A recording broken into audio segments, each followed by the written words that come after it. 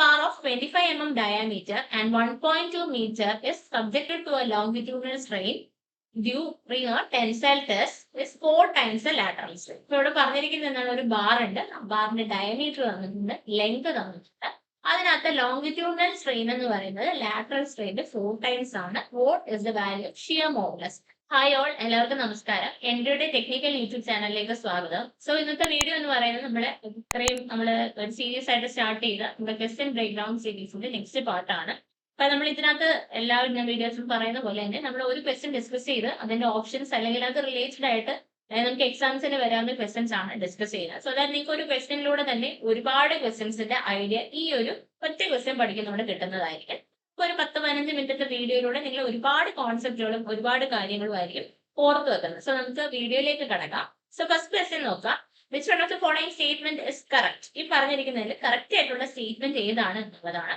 CPM is developed especially for scheduling of research and development work. നമ്മൾ research and development work, അതായത് RD വർക്കിന് വേണ്ടിയിട്ട് നമ്മൾ use ചെയ്യുന്നത് CPM അഥവാ ക്രിട്ടിക്കൽ പാത്ത് മെത്തേഡ് ആണ് എന്നുള്ളതാണ്.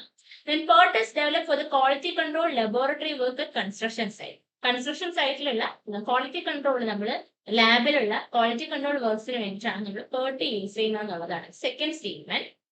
Then third statement, PERT is a method of statically evaluating project duration over a time sensitive domain. ഒരു ടൈം സെൻസിറ്റീവ് ഡൊമൈനിൽ നമുക്ക് സ്റ്റാറ്റിസ്റ്റിക്കലി ഒരു ഈ പ്രൊജക്ടിന്റെ ഡ്യൂറേഷൻ ഇവാലുവേറ്റ് ചെയ്യുന്ന ഒരു മെത്തേഡാണ് PERT, അതായത് programme evaluation and review technique എന്നാണ് പറയുന്നത്.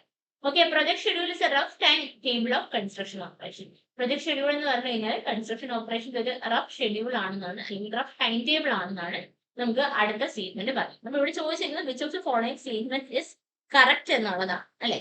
ഇതിൽ ഏതാണ് കറക്റ്റ് ആയിട്ടുള്ള സ്റ്റേറ്റ്മെന്റ് എന്നുള്ളതാണ് നമ്മുടെ ചോദ്യം. ഓക്കെ, അപ്പൊ നമുക്ക് ഫസ്റ്റ് നോക്കാം. CPM is developed especially for scheduling research and development work. ഇപ്പൊ റിസർച്ച് ആൻഡ് ഡെവലപ്മെന്റ് വർക്ക് അല്ലെങ്കിൽ R&D വർക്ക് എന്ന് പറഞ്ഞാൽ ഒരിക്കലും അതിനകത്ത് നമുക്ക് കറക്റ്റ്ലി ടൈം എസ്റ്റിമേറ്റ് പറയാൻ പറ്റത്തില്ല. അതായത് അതിനകത്ത് ടൈം എപ്പോഴും നമുക്ക് പ്രോബബിലിസ്റ്റിക് അപ്രോച്ച് മാത്രമേ ഡീൽ ചെയ്യാൻ പറ്റൂ. അതായത് പ്രോബബ്ലി ഇത് അപ്പം തീരും എന്നേ പറയാൻ പറ്റുള്ളൂ. അല്ലാതെ നമുക്ക് ഡിറ്റർമിനിസ്റ്റിക് ആയിട്ട് ടൈമിനെ കുറിച്ച് ഒന്നും തന്നെ എന്തിനകത്ത് പറയാൻ പറ്റത്തില്ല, R&D വർക്കിൽ പറയാൻ പറ്റത്തില്ല. അതുപോലെ തന്നെ പ്രോബബിലിസ്റ്റിക് ആയിട്ടുള്ള ടൈം എസ്റ്റിമേറ്റിനെ നമ്മൾ PERT വെച്ചിട്ടേ പറയുള്ളൂ. അപ്പൊ നമുക്ക് ഒരിക്കലും അതിനെ CPM വെച്ച് പറയാൻ പറ്റത്തില്ല. അപ്പൊ CPM is developed especially for scheduling of research and development work എന്ന് പറയുന്ന സ്റ്റേറ്റ്മെന്റ് തെറ്റാണ്. കാര്യം CPM ഫോളോ ചെയ്യുന്നത് ഒരു ഡിറ്റർമിനിസ്റ്റിക് അപ്രോച്ച് ആണ്. അതായത് നമുക്ക് വ്യക്തമായിട്ടും ഒരു ടാസ്ക് അല്ലെങ്കിൽ ഒരു ജോബ് സ്റ്റാർട്ട് ചെയ്ത് അത് ഇന്ന ടൈമിനുള്ളിൽ തീരുമെന്ന് ഡിറ്റർമിനിസ്റ്റിക് ആയിട്ട് അറിയാവുന്ന ഇവന്റ്സുകൾ അല്ലെങ്കിൽ ആക്ടിവിറ്റികൾ മാത്രമേ നമുക്ക് എന്ത് വെച്ച് ചെയ്യാൻ പറ്റുള്ളൂ, CPM വെച്ച് ചെയ്യാം. അത്തരത്തിൽ വരുന്ന ഒരു ജോബ് അല്ല റിസർച്ച് ആൻഡ് ഡെവലപ്മെന്റ് വർക്ക് അല്ലെങ്കിൽ R&D വർക്ക് എന്ന് പറയുന്നത്. അതുകൊണ്ട് CPM നമുക്ക് അതിന് ഉപയോഗിക്കുന്നു എന്ന് പറയുന്നത് തെറ്റാണ്. നേരെ മറിച്ച് നമുക്ക് PERT ആയിരുന്നു അവിടെ നമുക്ക് വന്നിരുന്നെങ്കിൽ ഇറ്റ് ഇസ് കറക്റ്റ് അല്ല. ഓക്കെ, അടുത്ത സ്റ്റേറ്റ്മെന്റ് നോക്കാം. PERT is developed for the quality control laboratory work at construction site. എന്താ പറഞ്ഞിരിക്കുന്നത്? കൺസ്ട്രക്ഷൻ സൈറ്റിലെ നമ്മൾ ഉപയോഗിക്കുന്നത്, അതായത് നമ്മുടെ ക്വാളിറ്റി കൺട്രോൾ വർക്ക്സിന് വേണ്ടി നമ്മൾ ഉപയോഗിക്കുന്നത് PERT ആണെന്നാണ്. അത് ഒരിക്കലും നമ്മുടെ കൺസ്ട്രക്ഷൻ സൈറ്റിൽ PERT യൂസ് ചെയ്യാറില്ല. നമ്മൾ യൂസ് ചെയ്യുന്ന എല്ലാം എന്ത് തന്നെയാണ് CPM അഥവാ ക്രിട്ടിക്കൽ പാത്ത് മെത്തേഡ് ആണ്. ഓക്കെ, അടുത്ത തേർഡ് സ്റ്റേറ്റ്മെന്റ് നോക്കാം. PERT is a method of statically evaluating project duration over time sensitive domain, അല്ലെ? അപ്പൊ ശരിക്കും പറഞ്ഞാൽ സ്റ്റാറ്റിക്കലി നമ്മൾ ഒരു ടൈം സെൻസിറ്റീവ് ഡൊമൈനിൽ ഒരു പ്രൊജക്ടിനെ ഇവാലുവേറ്റ് ചെയ്യുന്ന ഒരു മെത്തേഡ് തന്നെയാണ് PERT, ആ programme evaluation and review technique എന്ന് പറയും. അവിടെ നമുക്ക് ശരിക്കും പറഞ്ഞാൽ 3 ടൈം എസ്റ്റിമേറ്റ്സ് ആണ് ഉള്ളത് നമ്മുടെ PERT-നാണ്. ഏതൊക്കെയാണ് അത് നിങ്ങൾക്ക് അറിയാമെന്ന് വിചാരിക്കുന്നു. പ്രോബബിലിസ്റ്റിക് ടൈം, അതുപോലെ തന്നെ optimistic time, pessimistic time, most likely time. ഇങ്ങനെ 3 ടൈമാണ് ഉള്ളത്. TO എന്ന് പറയും, TO means optimistic time. TP എന്ന് പറഞ്ഞു കഴിഞ്ഞാൽ what, pessimistic time. And TM എന്ന് പറഞ്ഞാൽ മോസ്റ്റ് ലൈക്ലി ടൈം അല്ലെങ്കിൽ മീൻ ടൈം എന്ന് പറയും. സോ മീൻ ടൈം എന്നാണ് നമ്മൾ പറയുന്നത്. മോസ്റ്റ് ലൈക്ലി ടൈം നമ്മൾ ഇതിനകത്ത് കണ്ടുപിടിക്കുകയാണ് ചെയ്യും. ഓക്കെ, അപ്പൊ അതൊക്കെ നമുക്ക് ഫോർമുല വരുന്നതൊക്കെ നമുക്ക് ഡിസ്കസ് ചെയ്യാം. ബിഫോർ ദാറ്റ് നമുക്ക് എന്താണ് ഒപ്റ്റിമിസ്റ്റിക് ടൈം, എന്താണ് പെസിമിസ്റ്റിക് ടൈം എന്ന് നോക്കാം. അപ്പൊ ഒപ്റ്റിമിസ്റ്റിക് എന്ന് പറയുന്ന വാക്കിന്റെ അർത്ഥം തന്നെ നമുക്കറിയാം എന്താണ്, എല്ലാം ശരിയായ രീതിയിൽ പോവുകയാണ്. ഒപ്റ്റിമിസ്റ്റിക് എന്ന് പറഞ്ഞാൽ നല്ല ഫേവറബിൾ കണ്ടീഷൻസ് ആണെങ്കിൽ ഒരു ആക്ടിവിറ്റി കംപ്ലീറ്റ് ചെയ്യുന്ന ടൈമാണ് ഒപ്റ്റിമിസ്റ്റിക്. ഇനി നമ്മുടെ കണ്ടീഷൻസ് എല്ലാം അൺഫേവറബിൾ ആണെങ്കിൽ നമ്മൾ കംപ്ലീറ്റ് ചെയ്യുന്ന ടൈമാണ് പെസിമിസ്റ്റിക് ടൈം. ഇത് നമുക്ക് മീൻ ടൈമിംഗ് കൂടി ഉണ്ട്. ഓക്കെ, അപ്പൊ അതുകൊണ്ട് തന്നെ നമുക്ക് 3 ടൈം വെച്ചിട്ടാണ് നമ്മൾ സ്റ്റാറ്റിക്കലി ഒരു പ്രൊജക്ടിനെ ഇവാലുവേറ്റ് ചെയ്യാൻ വേണ്ടി ഉപയോഗിക്കുന്ന ടൂളാണ് PERT. അപ്പൊ ഓപ്ഷൻ C ആണ് നമ്മുടെ കറക്റ്റ് ആയിട്ടുള്ള സ്റ്റേറ്റ്മെന്റ് വരുന്നത്. ഇനി അടുത്ത സ്റ്റേറ്റ്മെന്റ് നോക്കാം. ആ project schedule is A rough time table of construction operation. ഒരിക്കലും അത് റഫ് ടൈം ടേബിൾ അല്ല.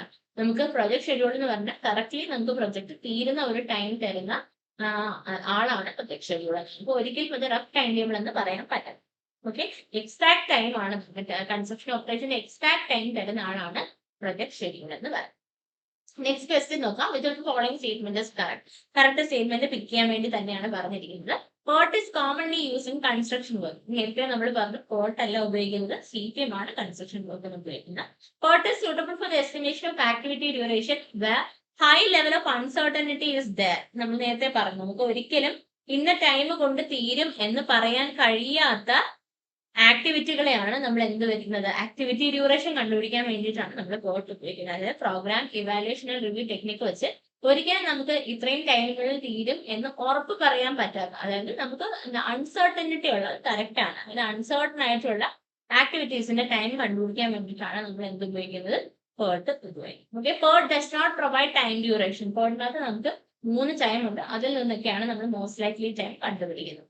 PERT is a deterministic approach for estimating time duration of an activity. ഞാൻ നേരത്തെ പറഞ്ഞു deterministic approach ഫോളോ ചെയ്യുന്നത് CPM ആണ്, PERT അല്ല. സോ കറക്റ്റ് സ്റ്റേറ്റ്മെന്റ് എന്താണ്? ഓപ്ഷൻ ബി ആണ്. PERT is suitable for the estimation of activity duration where high levels of uncertainty is there. Okay, ഇനി അടുത്ത ക്വസ്റ്റ്യൻ നോക്കാം. അടുത്ത ക്വസ്റ്റ്യൻ മോസ് എന്നൊരു ക്വസ്റ്റ്യൻ ആണ്. Value Poisson's ratio for cast iron is in the range of. Cast അയണിന്റെ Poisson's റേഷ്യോന്റെ range ആണ് ചോദിച്ചത്. അപ്പൊ ആദ്യമായിട്ട് നമുക്ക് ചോദിക്കുന്ന ഒരു കാര്യം, എന്താണ് പോയിസൺസ് റേഷ്യോ? പോയിസൺസ് റേഷ്യോ എന്ന് പറഞ്ഞാൽ എല്ലാവർക്കും അറിയാം എന്താണ്. ഇറ്റ്സ് എ റേഷ്യോ ഓഫ് 2 സ്ട്രെയിനുകളാണ്. എന്തൊക്കെയാണ്? Lateral strain divided by longitudinal സ്ട്രെയിനിന്റെ റേഷ്യോനെയാണ് നമ്മൾ എന്ത് പറയുന്നത്, മ്യൂ എന്ന് പറയും. അപ്പൊ ഇതിനകത്തൊരു നെഗറ്റീവ് ഉണ്ട്. നെഗറ്റീവ് എന്തുകൊണ്ടാന്ന് വെച്ച് കഴിഞ്ഞാൽ ഇപ്പൊ നമുക്ക് ഒരു ബാർ ഉണ്ടെന്ന് വെച്ചാൽ ഈ ബാറിനകത്ത് ഇഫ് ഐ എം ഗിവിംഗ് ആ ലോങ്ങിറ്റ്യൂഡിനൽ ഫോഴ്സ്, ഒരു ലോങ്ങിറ്റ്യൂഡിനൽ ഫോഴ്സ് കൊടുത്തിട്ട് വലിച്ചു നീട്ടുക എന്ന് വിചാരിക്കാം.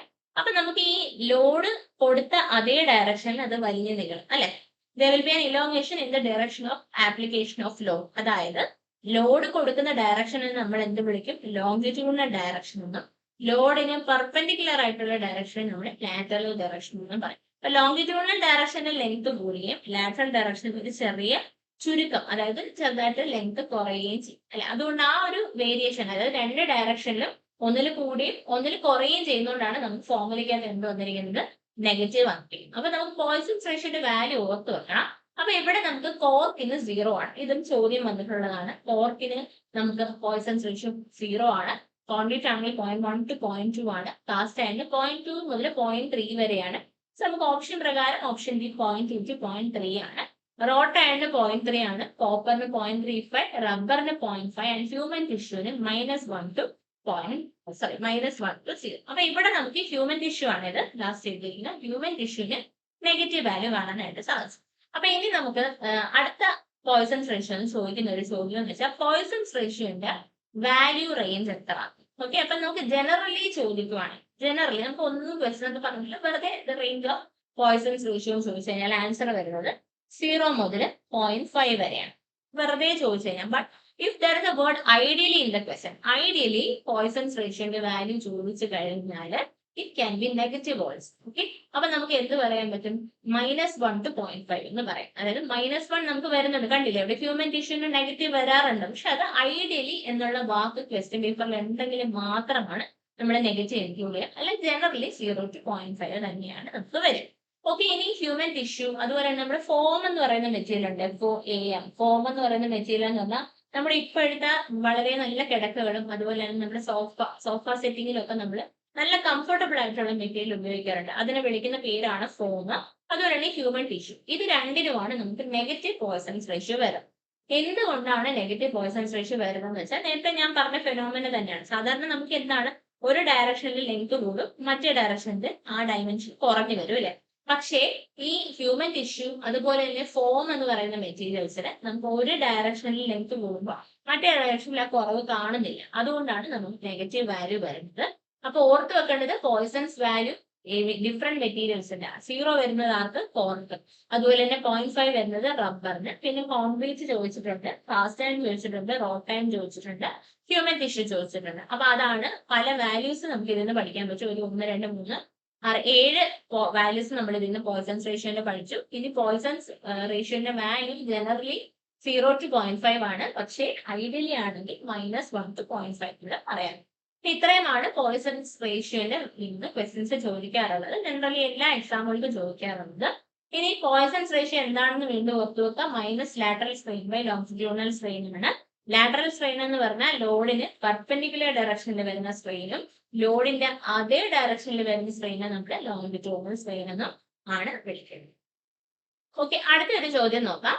A cylindrical bar of 25 mm diameter and 1.2 meter is subjected to a longitudinal strain due near tensile test is 4 times the lateral strain. ഇപ്പോൾ ഇവിടെ പറഞ്ഞിരിക്കുന്നത് എന്താണ്? ഒരു ബാർ ഉണ്ട്, ബാറിന്റെ ഡയമീറ്റർ തന്നിട്ടുണ്ട്, ലെങ്ത് തന്നിട്ടുണ്ട്. അതിനകത്ത് ലോങ്ങിറ്റ്യൂഡിനൽ സ്ട്രെയിൻ എന്ന് പറയുന്നത് ലാറ്ററൽ സ്ട്രെയിന്റെ 4 ടൈംസ് ആണ്. What is the value of shear modulus? Shear മോഡുലസിന്റെ വാല്യൂ എത്രയാണ്? Take modulus of elasticity as 1.2 into 10⁵. അപ്പൊ നമുക്ക് ഇവിടെ ഇയുടെ വാല്യൂ തന്നിട്ടുണ്ട്. എത്രയാണ് തന്നിരിക്കുന്നത്? 1.2 into 10⁵ ആണ് നമുക്ക് തന്നിരിക്കുന്നത് ഇയുടെ വാല്യൂ. ഇനി നമുക്ക് എന്ത് പറഞ്ഞിട്ടുണ്ട്? ലോങ്ങിറ്റ്യൂഡിനൽ സ്ട്രെയിൻ എന്ന് പറഞ്ഞാൽ 4 ടൈംസ് ലാറ്ററൽ സ്ട്രെയിൻ ആണ്. അപ്പൊ longitudinal strain is equal to 4 times lateral strain. Okay, lateral strain. Okay, നമുക്ക് മ്യൂ എന്ന് പറഞ്ഞാൽ എന്തറിയാം? Lateral strain by longitudinal strain ആണ്. So mu is equal to എന്ത് വരും? 1/4. മ്യൂവിന്റെ വാല്യൂ നമുക്ക് എന്ത് കിട്ടും? 1/4 കിട്ടും. ഇനി നമുക്ക് എന്താ കണ്ടുപിടിക്കുന്നത്? ഷിയർ മോഡുലസ് ജി അഥവാ എൻ ആണ് കണ്ടുപിടിക്കുന്നത്. ഓക്കെ, അപ്പൊ നമുക്ക് ഇയും ജിയും മ്യൂവും കൂടെ കണക്ട് ചെയ്തിട്ടുള്ള ഇക്വേഷൻ നോക്കാം. ഇ ഇസ് ഈക്വൽ ടു എന്താണ് നമ്മുടെ equation? 2g into 1 plus mu. ഇത് ഓർത്ത് വെക്കേണ്ട റിലേഷൻ ആണ്. ഈ റിലേഷൻ വെച്ച് ഒന്നെങ്കിൽ ക്വസ്റ്റ്യൻ അല്ലെങ്കിൽ ഈ റിലേഷൻ എന്ന് തന്നെ ചോദിക്കാറുണ്ട്. ഓക്കെ, അപ്പൊ ഇയുടെ വാല്യൂ എത്രയാണ്? 1.2 into 10⁵ is equal to 2g into 1 plus 1/5. So ഇത് സോൾവ് ചെയ്ത് ജിയുടെ വാല്യൂ എത്ര വരുന്നു എന്ന് നിങ്ങൾ കമന്റ് ചെയ്യാം. ഓക്കെ, അപ്പൊ ഇവിടെ നമ്മൾ പഠിച്ചു വെക്കേണ്ട relation is equal to 2g into 1 plus mu ആണ്. ഇനി അതുപോലെ തന്നെ വേറൊരു റിലേഷൻ ഉണ്ട്, കെ, അതായത് ബൾക്ക് മോഡുലസുമായിട്ട് relationship is equal to 3k into 1 minus 2 mu. ഈ റിലേഷൻഷിപ്പ് ഓർത്ത് വെക്കാം. ഇത് വെച്ചിട്ട് പ്രോബ്ലംസ് നമുക്ക് ചോദിക്കാറുണ്ട്. ഓക്കെ, അതുപോലെ തന്നെ വേറെ റിലേഷൻ ഉണ്ട്, mu is equal to 9 kg divided by 3k plus 6. അതായത് ഇവർ 3 പേരെയും കൂടെ കണക്ട് ചെയ്തുള്ള റിലേഷൻഷിപ്പ് ആണ്. ഇതും നമുക്ക് ക്വസ്റ്റ്യൻ ചോദിക്കാം. ഈ ഇല്ലാതെ മ്യൂ, കെയും ജിയും കൂടെ കണക്ട് ചെയ്തുള്ള റിലേഷൻ ആണ്. ഈ 3 വെച്ചിട്ട് നമുക്ക് എന്ത് ചോദിക്കാറുണ്ട്? ചോദ്യങ്ങൾ ചോദിക്കാറുണ്ട്. ഇനി ആദ്യത്തെ റിലേഷൻ ആയ E is equal to 2g into 1 plus mu ഓർത്ത് വെക്കാനായിട്ട് ആദ്യം നമുക്ക് ഫോമിൽ 2g ആയിരുന്നു വന്ന 2gയിലൂടെ എന്തൊക്കെയോ ആഡ് ചെയ്താണ് 3g 4g 5g ഒക്കെ ഫോമിൽ അവൈലബിൾ ആയത്. സോ 2gയിലൂടെ എന്തോ ആഡ് ചെയ്തോളൂ. Okay, 2g into 1 plus mu. ഇനി mu is equal to 9 kg divided by 3k plus 3. അതിനകത്ത് ഓർത്ത് വെക്കാൻ ഞാൻ പറയാം, 9 കിലോഗ്രാം ആണ് കെ ജി കൊണ്ട് ഉദ്ദേശിച്ചത്. 9 കിലോഗ്രാം സാധനങ്ങൾ വാങ്ങിക്കാൻ പോകുന്നതിൽ 3 കിലോ, അതായത് 3k, കിലോയ്ക്ക് കെ ഉള്ളൂ, കിലോഗ്രാം പറയുന്നില്ല, 3 കിലോ ഗ്രേപ്സ് ഉണ്ടായിരുന്നു. 9 kg divide by 3k plus d അങ്ങനെ ഓർത്ത്. ഇങ്ങനെയുള്ള സിമ്പിൾ ടിപ്പോട് കൂടി ഫോർമുലാസ് ഓർത്ത് വെക്കാൻ നോക്കുക. ഇതിന് 3 ക്വസ്റ്റ്യൻസ് പഠിച്ചെന്ന് കുറച്ച് ഫാക്ട്സ് നിങ്ങൾക്ക് മനസ്സിലായെന്ന് വിചാരിക്കുന്നു. ഇതുപോലെ നമ്മൾ കുറച്ച് ക്വസ്റ്റ്യൻസ് ആയിട്ട് വീണ്ടും വരുന്നതാണ്. ആൻഡ് റിലേറ്റഡ് കോൺസെപ്റ്റ്സ് ഉള്ള നിങ്ങൾക്ക് അതിൽ നിന്ന് കിട്ടുന്നതാണ്. സോ നിങ്ങൾ ആരെങ്കിലും ചാനൽ സബ്സ്ക്രൈബ് ചെയ്താണ് വീഡിയോ കാണുമെങ്കിൽ ചാനൽ സബ്സ്ക്രൈബ് ചെയ്യുക. സോ അടുത്ത ക്വസ്റ്റ്യൻസുമായിട്ട് നമുക്ക് വീണ്ടും കാണാം. Thank you.